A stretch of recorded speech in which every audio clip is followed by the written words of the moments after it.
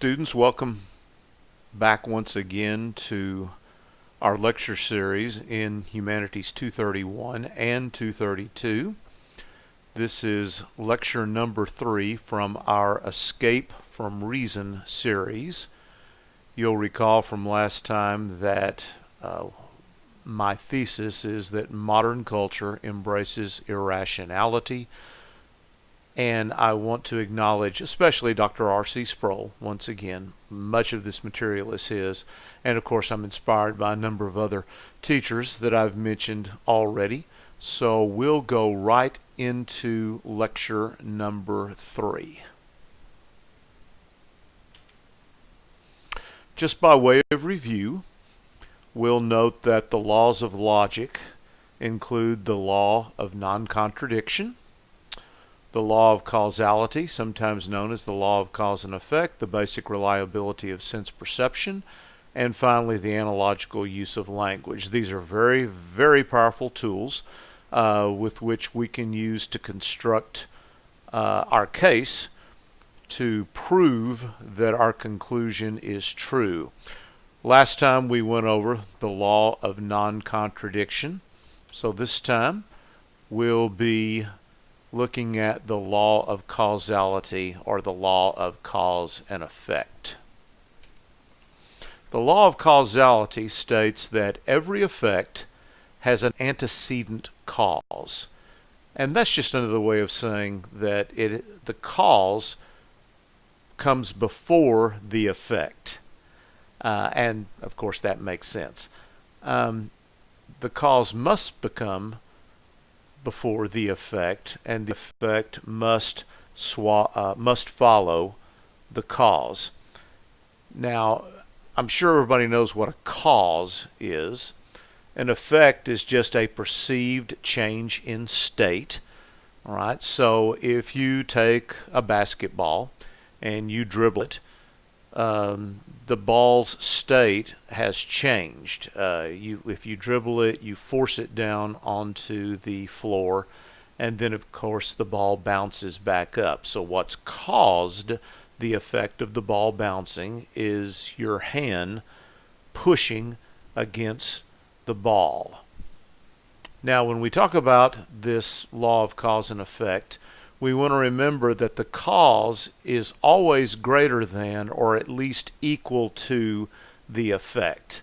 The effect can't be greater than the cause. Now, this doesn't prove that causes or effects, either one, exist. Of course, we believe that they do. We've all experienced them. But what it does prove is that if there's an effect, there has to be a cause. And if there's a cause, there will naturally follow an effect. So these are things that only exist in relationship to each other. I was having an interesting discussion with someone years ago, and he says, well, now wait a minute, tadpole causes a frog, and a frog is certainly greater than the tadpole. So doesn't that prove what you're saying is incorrect? And I responded, well, let's look at what you're saying here. Does a tadpole really cause a frog? Well, no. A tadpole is only a very young frog. What does cause a frog? Well, obviously it's 2 adult frogs, and 2 adult frogs are greater than 1 frog. This further emphasizes the importance of what we've said in the past. When words are grouped together into propositions, then and only then can their intelligibility be measured formally. Again, this is why it's so important that words be put together correctly. And so what we'll be looking at today, as we've looked at some in the past, propositions. The idea of a premise that we've talked about earlier in syllogisms. That's a proposition. Anytime you assert something, anytime you say, I believe this to be a fact, all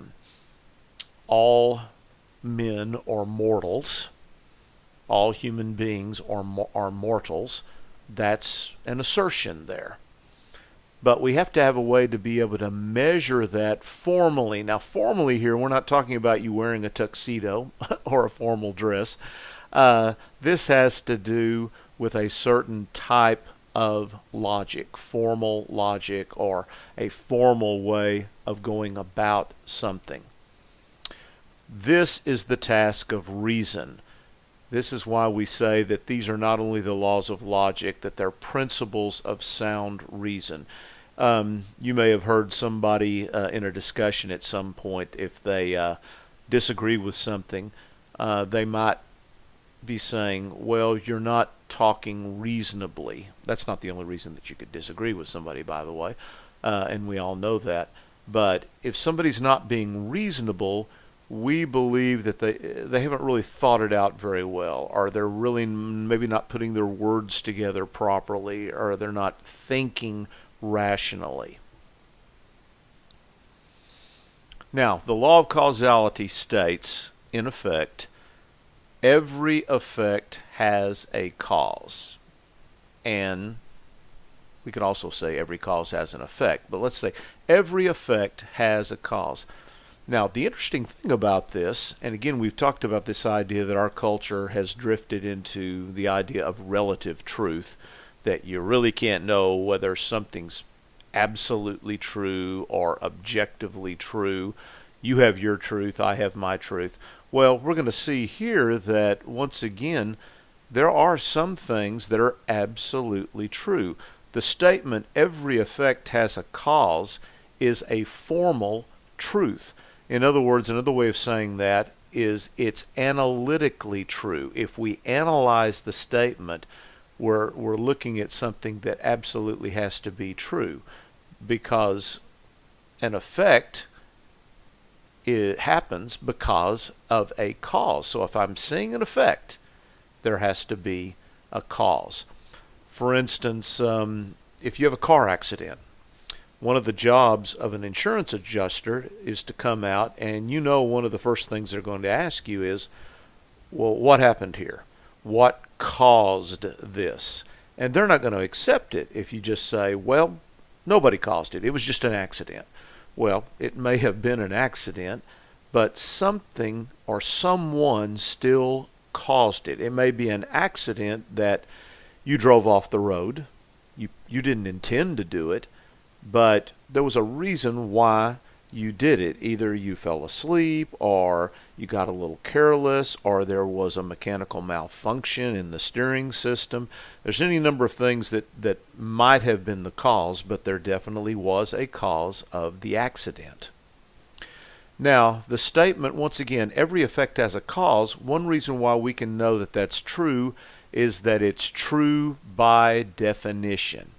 That's the idea of a formal truth or an analytical truth, like we've talked about here. It's something we know it's true because it's true by definition. For instance, consider this statement, for example.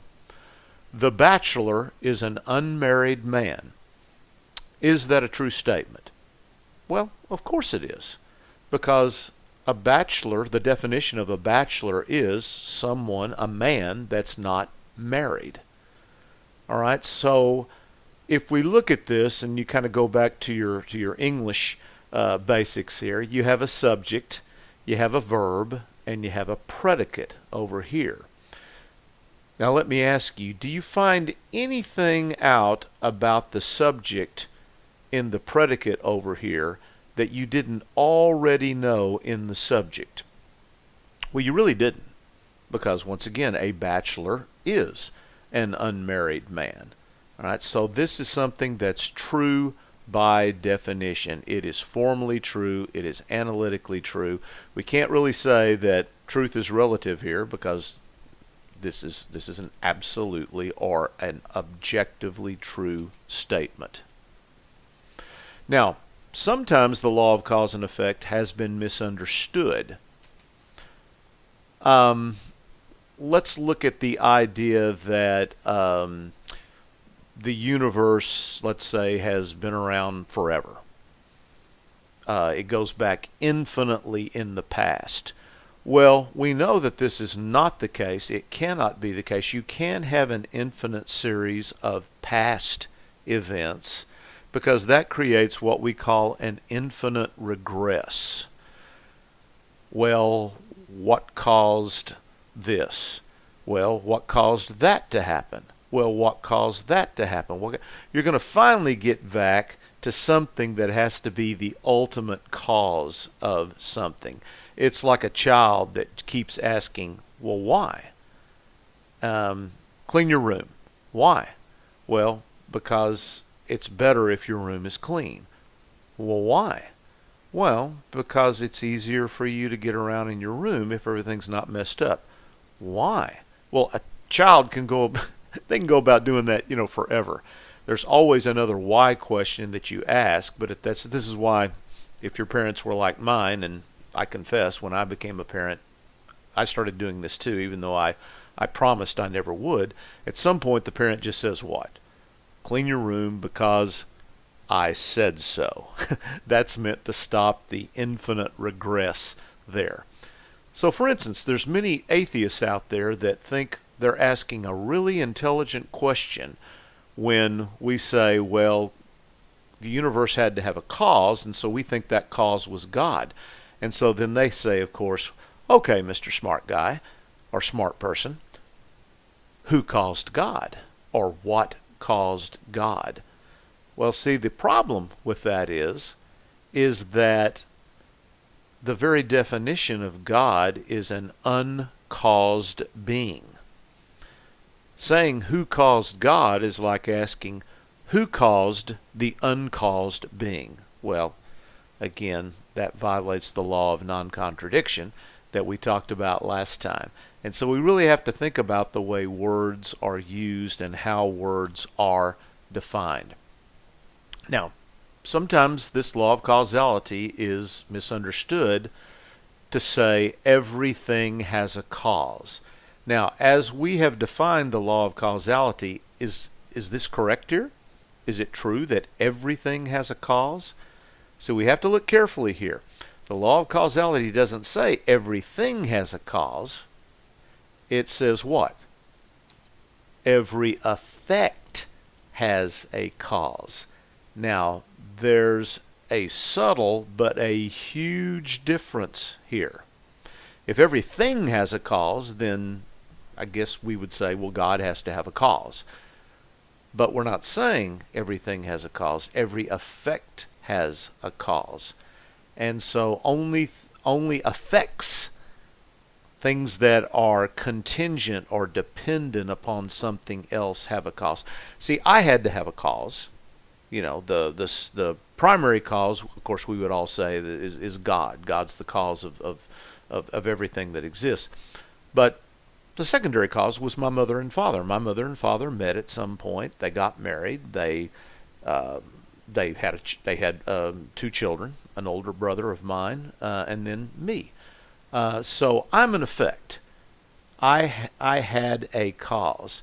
But ultimately, we get into an infinite regress if we start asking, okay, well, what caused your parents? Well, it was their parents. Well, what caused those parents? Well, their parents. Well, now what caused those parents? Well, finally, it's going to have to come back to something that didn't have a cause, sometimes known as the ultimate cause or the first cause, the uncaused cause.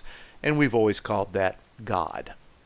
See, something has to be self-existing. Otherwise, we just get into this infinite regress. Something has to have the power of existence within itself, and that becomes the origin of everything. So it's irrational to just keep thinking, okay, well, it just goes back infinitely into the past. There's no such thing as an infinite series of past events. But you may ask, well, now we've said earlier that the idea of self-created is a contradiction. If the universe, for instance, if we're going to claim that the universe created itself, if it's self-created, then ultimately there's no such thing as cause and effect. All right? Because nothing has a cause except for itself, but then what's the cause of that? Well, then you would hit a wall there, obviously. And this is why we're going to repeat what we said earlier here. Only when words are grouped together into propositions can their intelligibility be measured formally. All right? And so if we're going to say the universe is self-created, that gives us an opportunity to examine that and see if it violates one of these laws of logic, one of these principles of sound reasoning. We can measure whether it makes sense or not, whether it's intelligible or not. And it either measures up or it doesn't. For instance, those that claim, well, the universe just happened by chance. Well, we know from last time that there's no force or no cause called chance that acts to create things. Chance is just a term that refers to mathematical possibilities.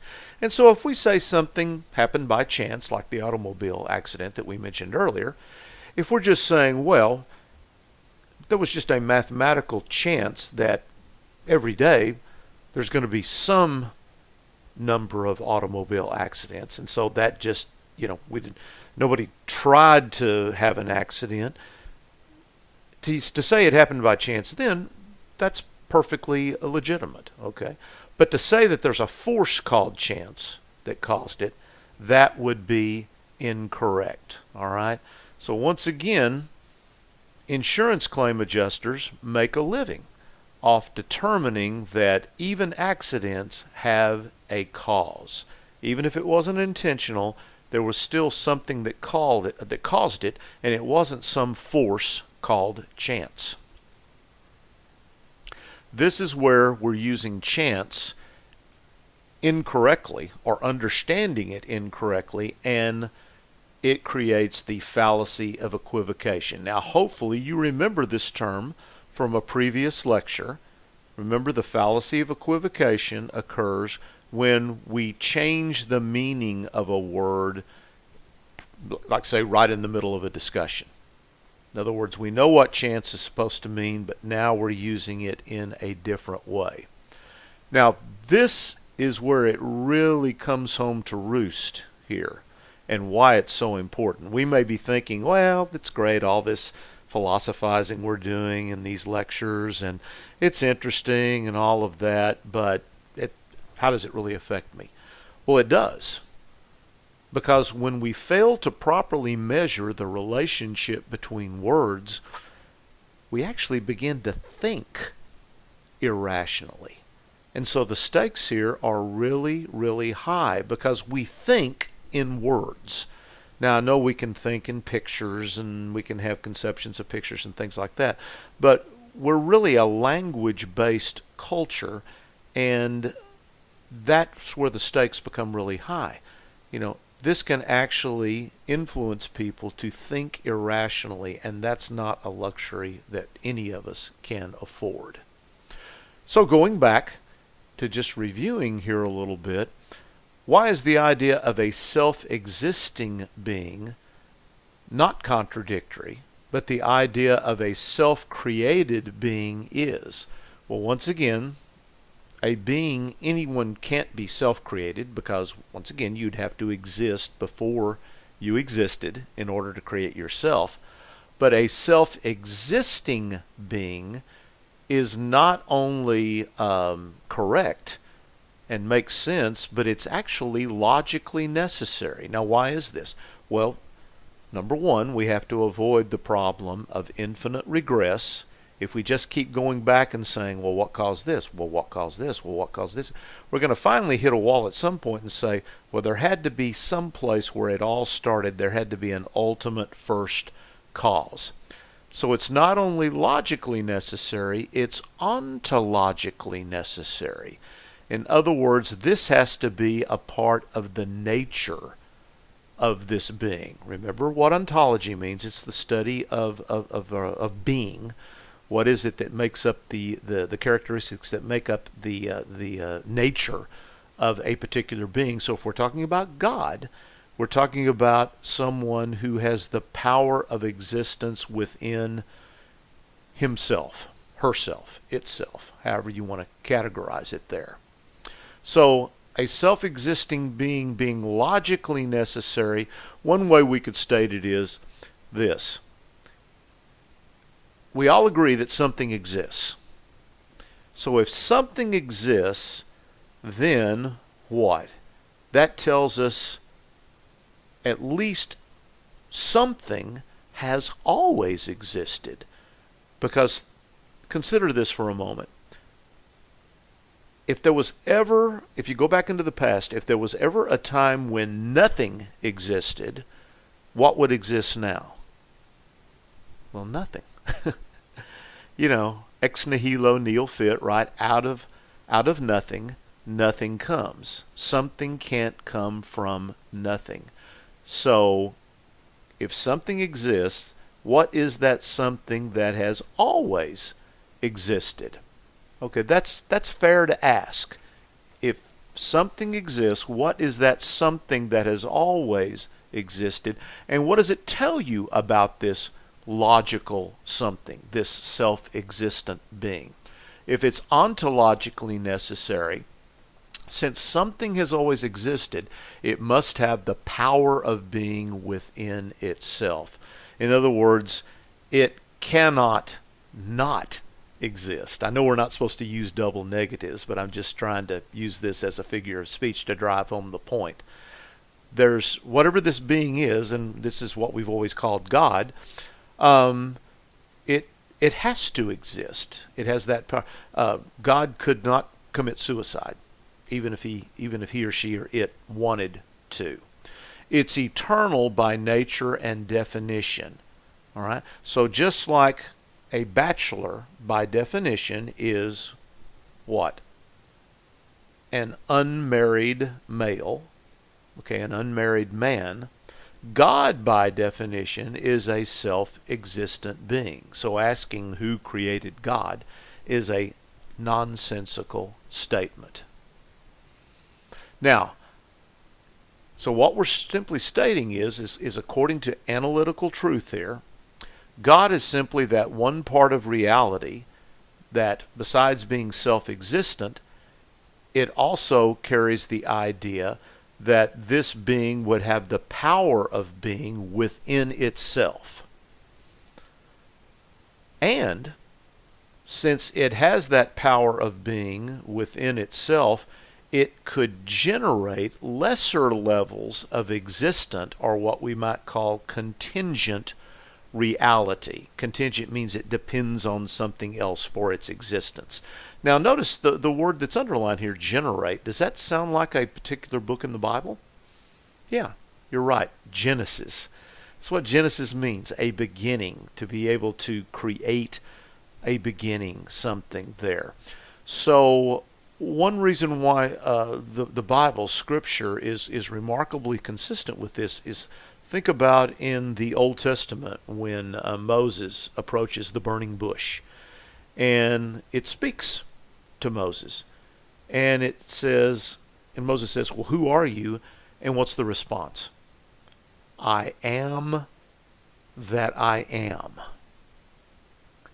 That's just another way of saying, I just exist. I exist because I exist. I've always existed. I have the power of existence within myself. All right. And so that's remarkably, it's I am that I am is saying self-existing. Well, that's a lot of heavy-duty thoughts here. I just ask you to consider that. Consider the consistency with the Old, and eventually we'll look at some of the New Testament scriptures on that as well. But that brings us to the end of Lecture 3, and we'll see you next time on Lecture number 4.